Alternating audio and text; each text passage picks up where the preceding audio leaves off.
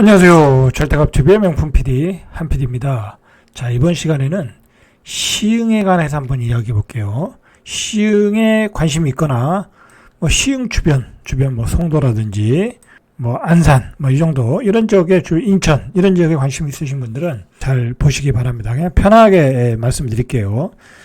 시흥에 대한 최근의 어떤 거래 상황 그리고 지역 분석 앞으로의 전망 그리고 매수 가격 정도, 이 정도 가격이면 사도 되지 않냐 하는 가이드라인 정도, 그 정도까지만 말씀드릴 테니까 시흥에서 내 집 마련을 하실 분들은 잘 보시기 바래요. 최근에 그 뉴스에서 뭐가 나왔냐면 시흥이 많이 빠졌다는 소식이 나왔어요. 시흥이 사실 많이 빠졌어요. 요즘 경기도 외곽 조금 많이 빠지고 있으니까 더불어서 많이 빠졌다라는 거예요.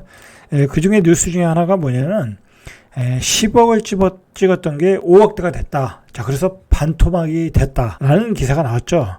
실제로 그런지, 어떤 아파트가 그런지, 그리고 그게 전반적인 현상인지 우리가 살펴봐야 되겠죠. 자, 한번 그것도 보시죠. 자, 일단 시흥이라는 데는 세 곳의 어떤 도시 구분해서 보시면 될 것 같아요. 이 105 신도시, 정에 있는 트리플 역세권의 장현 신도시, 은계지구, 이 정도 세 구분을 해서 보시면 될 것 같아요. 시흥은 이게 도시가 이렇게 하나로 뭉쳐있질 않아요. 이게 새롭게 신도시를 만들다 보니까 이게 떨어져 있어요. 도시가. 그래서 그런 단점이 있어요. 도시와 도시끼리 연결돼 있어야 이 교통망이 좋은데 그런 단점이 있어요. 예를 들어서 105 신도시에서 요즘은 어떤지 모르겠지만 이 장현 가는 데도 굉장히 불편해요. 장현 가는 데도. 그 다음에 105대에서 광명 역세권 가는 것도 불편해요. 그런 근거리인데도 불구하고 어떤 교통이 불편해요. 105대에서 은계 가는 데도 불편하고, 이제 가는 버스가 없다라기보다는 이제 돌아간다라는 거죠. 돌아간다. 그렇다고 지하철이 연결되어 있는 것도 아니고, 자, 그런 단점이 조금 있어요. 자, 그러니까 무슨 얘기냐면, 가까운 거리에서도 이동이 불편하다. 그리고 이제 이런 한계가 있는 거예요. 잘 보시면, 예를 들어 이제 이 105 신도시에서 사시는 분들은 주로 어떤 분들이겠어요? 예를 들어 송도로 출퇴근하시는 분들, 인천의 남동공단으로 출퇴근하시는 분들, 시야공단으로 출퇴근하시는 분들, 그다음에 안산으로 출근하시는 분들, 멀게는 좀 화성까지 가시는 분들도 있더라고요. 자, 그러면 이 부근에 있어서는 거리가 가까우니까 다니실 수 있겠죠? 그런데 이 105대에서 서울로 출퇴근하기는 쉽지가 않겠죠? 자, 그런데 여기서 이제 강남 가는 버스가 또 있어요. 사당역을 거쳐서 강남을 가는 버스가 있어요. 그러니까 강남 가시는 분들은 또 여기서 출퇴근 하시더라고요. 광역버스가 있으니까. 그러나 광역버스가 있는 라인만 또 가능하겠죠. 예를 들어서 영등포라든지 그런데 광역버스가 없을 수 있잖아요. 이런 데는. 자, 그러면 그쪽에서는 다니기가 불편하죠. 그러니까 어떤 수요라는 게 좀 한정되어 있는 것 같아요. 제가 보니까 그 수요라는 게 한정되어 있는 것 같다. 인근 도시는 다 커버를 하고 서울에 출퇴근하는 지역은 좀 한정되어 있는 것 같다라는 거예요. 은계 지역 같은 경우는 예를 들어서 영등포가 가까우니까 영등포 쪽에서 출퇴근이 가능하겠죠. 버스 있을 테고. 그리고 이쪽에 외곽순환도로, 강남 외곽순환도로가 있으니까 또 강남으로 출퇴근하기 좋겠죠. 자차로도 가능하고 광역버스로도 가능하고, 은계라는 데는 또 그런 강점이 있는 거예요.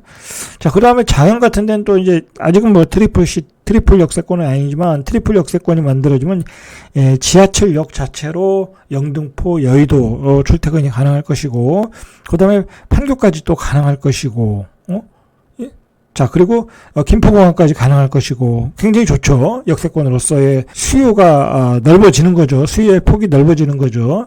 자, 이제 시흥은 이제 일단 그런 관점으로 보셔야 돼. 그런 관점으로 보시면 일정 교통망이 아주 발달된 데는 아니고, 그리고 앞으로 지하철은 좋아지지만은 아직 지하철은 아직 안 들어왔고 아직 건설 중이고, 그러다 보니까 수요의 폭은 넓진 않다라는 거예요. 그런 한계점이 있다라고 생각을 하시고, 이 접근을 좀 하셔야 돼요. 접근을 하셔야 된다는 거예요. 왜냐면 수도권 외곽은 다 그럴 수밖에 없어요. 예를 들어서 광교 신도시라는 곳에 사시는 분이 서울에 강북 쪽으로 출퇴근하시는 분들이 광교에 살지는 않잖아요. 강남에 출퇴근할 수 있는 거리, 가까우니까, 신분당선으로. 자, 그러니까 광구에서 하는 거 아니겠어요? 다 외곽 쪽은 그런 그 한계를 다 가지고 있는 게 수도권 외곽의 신도시다라고 보시면 될 것 같아요. 자, 그러면 최근에 거래된 걸 한번 보세요. 이제 중요한 건 가격이니까. 지금은 가격이 중요한 거니까. 포반 서미플레이스. 자, 이게 이제 이 1, 2가 있는데 이 아파트가 배구 신도시에서는 그래도 새 아파트이고 대장 아파트에 입지가 좋잖아요. 앞에 공원이 있고, 그 다음에 뒤에 상권이 있고, 그 다음에 여기 초등학교도 들어오고, 초등학교도 바로 코앞에 들어오고, 얼마나 좋아요. 그 다음에 뭐 앞에 버스 정류장 다 있고, 뭐 뒤로 가면 여기 오이도역이 있고. 자, 이 아파트에서 이제 작년에 이 아파트에서 작년에 한 10억을 한번 찍었었어요. 이 바다가 보이는 뷰가 바다 뷰가 보이는 자 그런 아파트에서 고층에서 10억을 하나 찍었는데 자 최근에 거래를 보시죠. 자 최근에 거래를 보니까 5억 7천을 두 개를 찍었네요. 그죠? 5억 7천을 찍으니까 10억에서 5억 7천으로 떨어졌다. 여기 10억에 있죠? 21년 9월 14일에 10억 하나 찍고 두 개나 찍었네요. 자, 두 개나 찍었는데 5억 7천짜리 두 개 찍었어요. 그러면서 이제 판토막이 났다라는 게 뉴스에 나왔죠. 자, 근데 이제 이건 이제 조금 오해의 소지가 있어요. 자, 이거는 이제 바다가 보이는 거고, 자, 이건 바다가 보이는 게 아니겠죠. 바다가 보이는 게 아니겠죠. 아마도 바다가 보이는 거는 이 8억 5천, 8억 5천짜리가 8억 8천, 이 두 개짜리가 이 두 개가 바다가 보이는 거로 예상이 되네요. 자, 이거는 이제 바다가 보이지 않는 거고. 자, 여기 이 아파트의 경우에는 바다가 보이는 아파트와 바다가 보이지 않는 아파트는, 그건 한 2억 차이가 나요. 2억 차이가 나요. 그러니까, 실제로는 뭐 한 1억 5천 정도 빠졌고, 굳이 이제 5억 7천, 바다가 안 보이는 뷰 기준으로는 한 2억 정도가 빠졌다. 라고 보시면 될 것 같아요. 예를 들어서 이 아파트가 입주할 때가 이게 분양가가 한 3억 한 3천에서 5천 정도 했거든요. 2019년도에 입주할 때가 바다가 보이는 4억 한 6천 정도, 5천 정도 했거든요. 안 보이는 거는 한번 3억 8천 정도까지 했어요.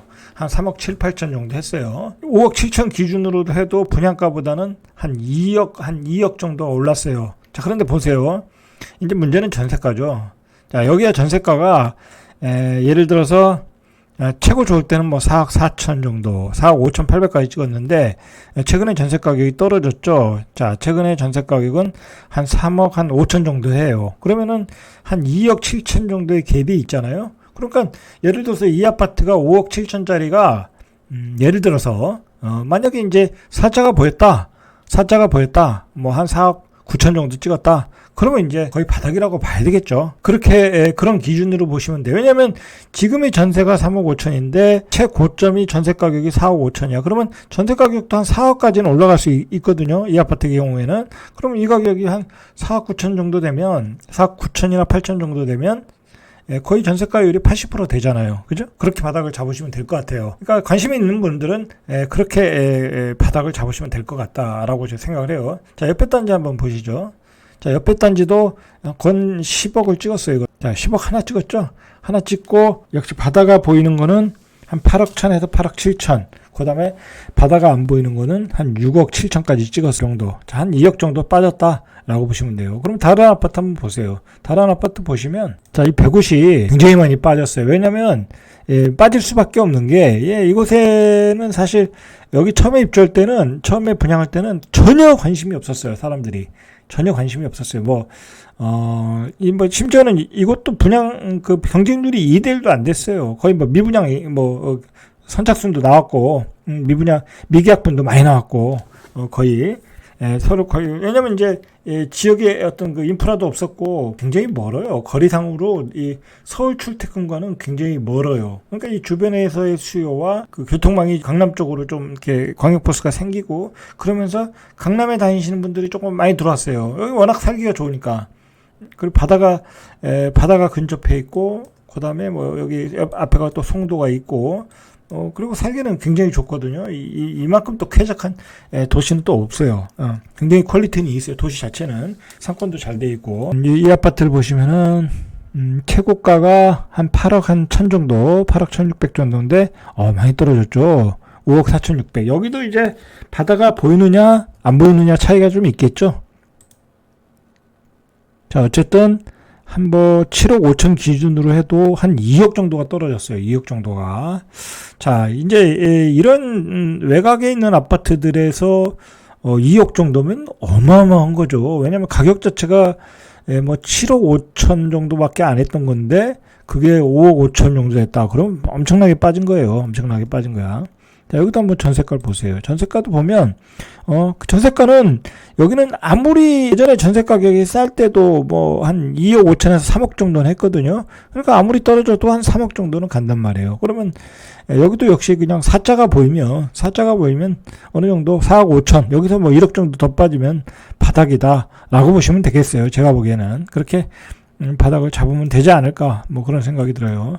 자, 그리고 장애는 지금 아직 거래가 2년째가 다 된 아파트가 별로 없어요. 그래서 거래가 잘 안 돼요. 양도세 면제 기간이 지나야 되는데 아직 2년이 채 안 됐어요. 그 보시면은 이제 여기 이제 하나 거래가 됐는데 여기 아직 이게 최고가가 8억 정도 찍었네요. 8억 4천을 찍었어요. 그리고 5월달에 찍었네요. 자, 5월달에 찍었는데 7억 8,500. 가격이 아직도 세죠. 여기는. 자, 여기는 센 이유가 지하철 호재가 있으니까. 신안산선 호재가 있으니까 이제 그 개통이 이제 뭐 2025년 뭐 앞으로 한 4, 5년 남았잖아요. 자, 그래서 이제 이런 가격이 강한 거예요. 이 정도 가격이면 수도권에서 무지하게 강한 거예요. 예를 들어 8억 4천 기준으로 한번 보세요. 8억 4천이면 지금 서울도 잘하면 분양 받아요. 84 할인 분양 들어가면. 그럼 그거 살까 이거 살까 또 비교를 해봐야 되겠죠. 그렇게 생각하면 이게 또 좀 비싸 보이는 거야. 예? 왜냐면 서울 역세권에서 지금 이제 한 9억 5천대 분양을 하잖아요. 자, 근데 그거 미분양 나죠. 그러면 9억 5천에 그거 살까? 서울 역세권에. 그래도 서울 도심인데 아무리 여기가 트리플 역세권이라고 해도 그렇죠? 여기는 그래도 시골이잖아요. 그럼 이 가격이 비싸다는 거죠. 제가 생각하기에는 개인적으로 생각하기에는 그렇게 비교를 해보면 지금은 이제 집값이 떨어지는 시기잖아요. 그럼 비싸다는 거예요. 여기도 이제 7억 여기도 이제 트리플 역세권의 범위에 있잖아요. 7억 찍었잖아요. 자, 여기도 최고가가 거래가 이제 이것도 거래가 많이 안 된 지역이라 7억 9천 찍었네요. 한 9천 정도 떨어졌는데 자, 이건 잘 판단을 하셔야 돼요. 이제 옛날에는 이 가격이 뭐 많이 떨어졌으니까 싸 보일 수도 있거든요. 트리플 역세권이라고 하는데 근데 이제 지금 서울의 가격이 떨어지고 있잖아. 그러니까 이 가격이 좀 비싸 보일 수가 있겠죠. 자, 전반적으로 이제 가격들이 뭐 6억, 7억 그렇게 가잖아요. 근데 여기 이제 이런 지역이 계속해서 약세를 가질 수밖에 없는 게 서울에 있는 아파트들이 계속 떨어지니까 매수자 입장에서는 서울에서 더 떨어지면 차라리 서울에 있는 가격을 먼저 초이스하겠죠.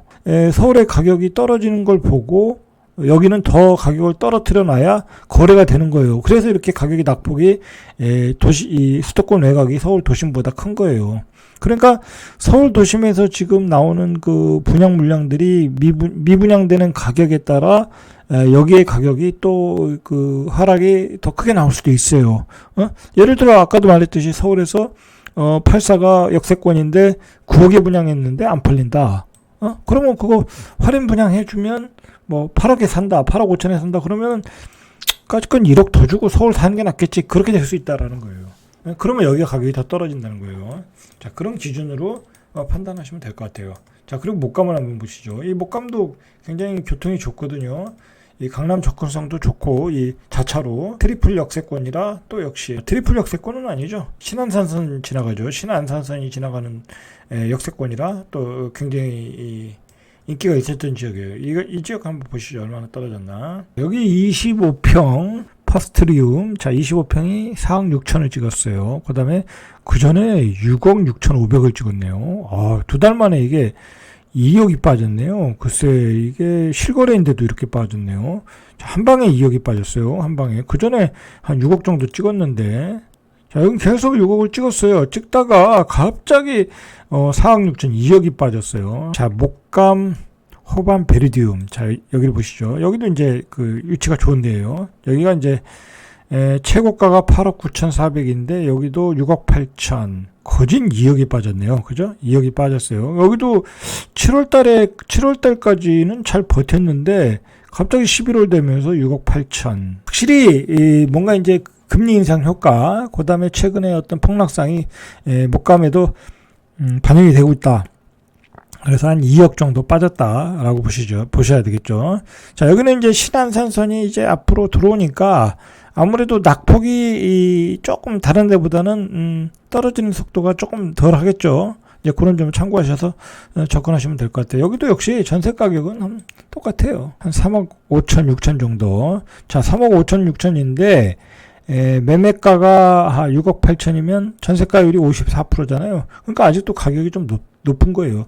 이 전세 가격은 어떤 실수요고 아파트 가격, 가치의 기준이 되는 가격이거든요. 왜냐면 그게 실수요가 접근하는 가격이잖아요. 뭐 어차피 투자로 산 분도 있고 실수요로 산 분도 있겠지만 투자로 사는 사람 입장에서는 전세 가격을 참고로 해서 들어가거든요. 전세가율이 나와야 사는 거니까. 근데 54%라고 하면 별로 살 의미가 없겠죠. 투자자 입장에서는. 그렇지 않겠습니까? 별로 살 의미가 없죠. 전세가율 50%에 이거 사서 여기다가 뭐 한 3억 넣어가지고 뭔 재미를 보겠어요. 그죠? 그러니까 투자자 입장에서는 이제 비싼 가격일 수 있죠. 뭐 그리고 그 전에 가격은 버블이라고 봐야 되고. 자, 그다음에 은계를 보시죠. 은계. 어떻게 보면 입지는 여기가 제일 좋아요. 은계가. 뭐 서울하고 너무 가까우니까 강남하고도 가깝고 영등포하고도 가깝고. 자, 여기 보시면은. 자, 여기 40평 한번 보시죠. 시흥동 호반 서밋플레이스. 여기가 상권이 있으니까 여기가 인기가 있는 아파트예요. 여기도 주상복합이고. 9억 2천. 자, 9억 2,500, 9억 3천까지 찍었네요. 9억 3천 찍었던 게 6억 8천, 한 2억 5천 정도. 2억 한 5천에서 한 7천, 8천. 자, 그 정도 빠졌어요. 6억대 거래. 여긴 급락을 했네요. 그죠? 2억 5천이면 급락을 한 거죠. 40평대가. 자, 그럼 여기도 전세가율을 보세요. 전세가율은, 전세는 여기가 세요. 4억 7천. 이 은계는 원래 그 서울하고 무척 가까워서 옛날 구축만 있을 때도 여긴 전세 매물이 없었어요. 그러니까 그만큼 서울 여기는 이제 밑에 지역보다는 이 출퇴근이 조금 접근성이 좋은 지역이에요. 왜냐면 이 뭐 부천으로 가기도 좋고 가리봉동 뭐 이쪽으로 가기도 좋고 영등포로 가기도 좋고 여의도로 가기도 좋고. 자, 그래서 전세 가격이 세요. 전세가율이 좋다라는 거죠. 자, 그러니까 지금 보시면 6억 8천인데 전세가율이 거의 70% 나오잖아요. 그죠? 그럼 이건 조금만 떨어지면 되겠죠? 이런 경우는 조금만 떨어지면 아무리 뭐 해도 전세가율 80% 정도면 이제 바닥이라고 봐야 되지 않겠어요? 그죠? 전세 가격도 요즘 빠지고 있는 상황이니까. 그죠? 전세 가격도 좀 빠지고 있잖아요. 그죠? 자, 한번 34평 보시죠. 34평도, 자, 여긴 뭐 34평이나 40평이나 가격이 자, 그만큼 40평이 싸다는 얘기네요. 30평도 6억 5,800. 최고가 8억 6,500에 한 2억 정도 빠졌어요. 그럼 전세가율 보시죠. 자, 전세가율도 뭐 비슷하네요. 한 70%. 자, 은계가 확실히 전세가가 세네요. 자, 여기 안쪽에 있는 제일풍경채 보시죠. 제일풍경채 여기가 많이 떨어졌어요. 자, 보시면 6억 8,700 고점에 최저가가 4억 9,800. 어우, 4자가 나왔네요. 이건 뭐, 자, 이거는, 보세요. 84점. 자, 전세가율이 84% 나오잖아요. 그죠? 뭐 이거는 이 가격이 바닥이라고 봐야 되겠죠. 그렇지 않겠습니까? 뭐 여기 전세가율은 제가 보기에는 4억은 유지가 된다고 보거든요. 은계 정도면. 옛날에도 5, 6년 전에도 구축이 3억이었어요. 아주 싸도 2억 5천이었으니까 채 뭐 바닥이 3억. 뭐 아무리 뭐 해도 3억 새 아파트 주변도 좋아졌고 그러면 이게 한 4억 정도는 받을 수 있다고 보거든요. 이 정도 지역이면. 아주 뭐, 이 구도심과 신도심이 합쳐져가지고 더욱 살기 좋은 도시가 됐고, 뭐 강남의 접근성도 좋고, 자, 그러니까 이렇게 전세 가격이 센 거예요, 사실은. 이제, 단지 이제 뭐 아이들 교육하고 뭐 그런 학원가라든지 그런 게 안 돼 있어가지고 이제 중학교, 고등학교 되면 이제 빠져나오긴 하는데, 자, 보시면은 이게 전세가율이 4억 2천, 80% 나오잖아요. 그러니까 이 정도 가격이면 이제 접근하셔도 된다. 그렇게 보시면 돼요. 뭐 이거는 이 지역만 그런 게 아니라 다른 지역도 조정을 받았는데 전세가율도 조정받고 매매가율도 조정받았는데 뭐 전세가율이 한 80% 이상 나온다. 그러면 그때부터는 여러분들 사셔야 돼. 그때는 왜 그러냐면 이렇게 붙어버리면 투기꾼들이 들어와. 그러니까 실수요자들은 반드시 사는 자세가 필요해요. 자, 여기 은계 브리질 한번 보시죠. 은계 브리질도 5억 3천까지 떨어졌어. 5억 전까지 떨어졌네. 많이 떨어졌네. 자, 보시면 여기는 53%, 여기는 또 전세가율이 약하네요. 무슨 이유인지 몰라도. 자, 여기 뭐, 왜 전세가율이 이렇게 약했는지 모르겠네요. 급락을 했네요. 어떤 입주 시기에 맞춰서 떨어질 수는 있어요. 여기도 전세가가 한 4억 정도는 갔어요. 그런데 갑자기 무슨 일이 있는지 2억 8,500 그렇게 떨어졌네요. 주변에 입주 물량이 있어서 떨어지는 경우는 있겠죠. 왜냐면 여기 입주 물량은 뭐 부천의 입주 물량, 뭐 다른 주변 도시의 입주 물량, 인천의 입주 물량 다 영향을 받거든요. 떨어질 수 있어요. 인천의 입주 물량도 여기 영향을 줄 수 있어요. 자, 그 다음에 여기 센트럴 프루지오 여기 보시죠. 여기가 인기 있는 아파트. 여기가 이제 더블 역세권이잖아요. 서해선, 그 다음에 여긴 현재는 서해선이고 나중에 여기 뭐 인천 2호선 생기고 그러면 더블 역세권이 된다 해서 자 여기도 8억 5천 정도 찍었고 한 1억 정도 떨어졌네. 1억 정도.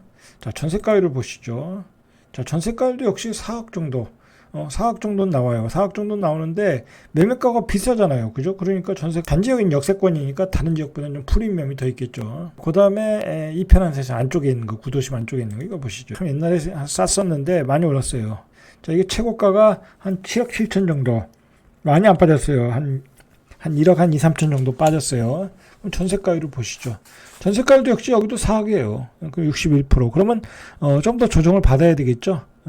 전세가율이 한 80% 정도 되면 접근해도 된다. 이제 그렇게 보시면 될 것 같아요. 자 여기 이제 은계 어반 리더스 이제 대하역 역세권에 있는 거 29평짜리 한번 보시죠. 33평짜리 한번 보시죠. 5억 9천 찍었어요. 최고가가 8억 2천. 어휴 많이 빠졌죠. 이게 얼마 빠졌어요? 한 2억 한 3,500 정도 빠졌죠. 자 보시면 여긴 또 전세가가 좀 약해. 여기가 주변이 그렇게 또 안 좋아요. 이 주변이. 자 그래서 이 역세권에도 불구하고 다른 지역보다 조금 가격이 약세예요. 보면 전세가가 56% 전세가율이. 자 그러니까 조금 더 빠져야 되겠죠. 여기는 전세가율이 아직도 약해요. 더 높이 올라와야 돼요. 그럼 매매가가 좀 조정을 받아야 되는 거죠. 자 그렇게 보시면 돼요. 자, 그러니까 이제 정리하면은, 시흥은, 많이 빠졌다. 많이 빠졌다. 왜냐면, 여기 투자로 들어오신 분들도 많거든요. 그리고, 잠시 들어왔다 가시는 분들이 많아요. 시흥은 어떤 교통의 한계성이 있고, 아직 교통 인프라가 완성된 곳이 아니다 보니까, 잠시 왔다 가시는 분들이 많아. 한 2년 정도 살다가, 신축 살다가, 시세 차익 나면, 서울 도심으로 가야지. 그런 분들이 많아요. 자, 그런 분들이, 고점에 못 팔고 분양가에서 어느 정도 시세 차익이 났다고 하니까 그냥 팔고 들어가는 거예요. 여기서 팔고 서울로 가면 되니까 서울이 싸잖아요. 그죠? 여기서 싸게 팔고 서울 가서 싸게 산다. 그렇게 생각해서 금매물들이 많이 나오는 거예요. 그러니까 시흥 같은 데는 시흥에서 매수하려고 하시는 분들은 내년이면 더 싸게 사요. 왜냐면 내년에 이제 서울의 집값이 떨어지잖아요. 그러면 이제 여기를 팔고 서울에 들어가야 되겠다 하는 분들이 여기 싸게 돈 주고 들어갈 수 있다란 말이에요. 그러니까 아직도 강한 하방 압력이 있어요. 제가 생각하기에는 한 전세가율 80% 정도까지는 떨어질 수 있다. 이제 그때 되면 매수 시점을 여러분들이 잡으시면 될 것 같아요. 자, 그런 현상들이 보이고 그러니까 이제 서울의 낙폭이 크면 클수록 여기에 낙폭이 더 커진다라고 보시면 돼요. 그럼 여기 집을 가지고 계신 분들은 그런 욕구가 생길 수 있잖아요. 그럼 여기 거 빨리 팔고 서울로 가야지 갈아타기 할 수 있다라는 거예요. 역으로 그렇게 할 수 있다라는 거예요. 자, 그런 관점에서 보시면 되고, 전세 가격은 아까도 봤듯이 그 은계 지역이 굉장히 세고, 나중에는 뭐 여기 그 트리플 역세권이라든지 신안산선에 들어오면 그쪽도 세겠지만, 전세 가격은 어느 정도 일정 가격을 유지하고 있어요. 이런 지역들은 그 도시 자체 정주 여건이 좋으니까. 그러니까 한 전세가 80%딱 잡고 어느 정도 접근하면 거의 바닥이 아닐까. 뭐 저는 그렇게 생각을 해요. 자, 오늘은 여기까지. 이상 절대값 TV의 명품 PD 한 PD였습니다.